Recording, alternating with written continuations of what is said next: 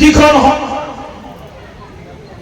বিধায়ক আছিল, যিখন বিল আছিল, সেই বিলখনত আমি সংশোধনী আনিছো।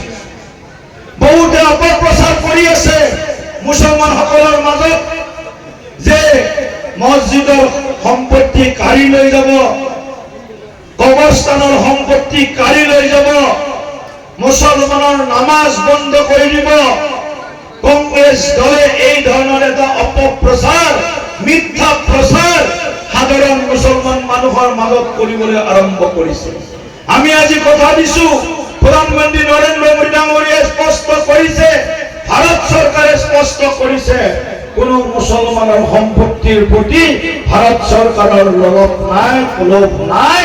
কেৱল মাত্ৰ সম্পত্তি যাতে আমি সৎ ব্যৱহাৰ কৰিব পাৰো, সেই সম্পত্তিৰ উপাৰ্জনৰ জৰিয়তে আমি দুখীয়া মুছলমান, দুখীয়া মহিলা, বিধৱা মহিলা, এই সকলৰ যাতে আমি সেৱা কৰিব পাৰো, তাৰ কাৰণে এই ওয়াকফ এমেন্ডমেন্ট বিল 2025 আমি সংসদত গৃহীত কৰিছো।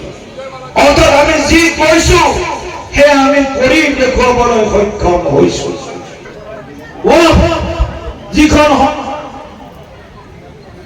বিধায়ক আছিল, যিখন বিল আছিল, সেই বিলখনত আমি সংশোধনী আনিছো।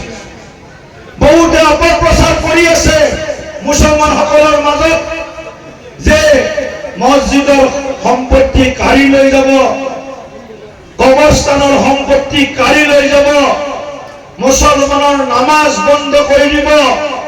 কংগ্ৰেছ দলে এই ধৰণৰ এটা অপপ্ৰচাৰ, মিথ্যা প্ৰচাৰ সাধাৰণ মুছলমান মানুহৰ মাজত কৰিবলৈ আৰম্ভ কৰিছে। আমি আজি কথা দিছো, প্ৰধানমন্ত্ৰী নৰেন্দ্ৰ মোদী ডাঙৰীয়াই স্পষ্ট কৰিছে, ভাৰত চৰকাৰে স্পষ্ট কৰিছে, কোনো মুছলমানৰ সম্পত্তিৰ প্ৰতি ভাৰত চৰকাৰৰ লগত নাই, লোভ নাই।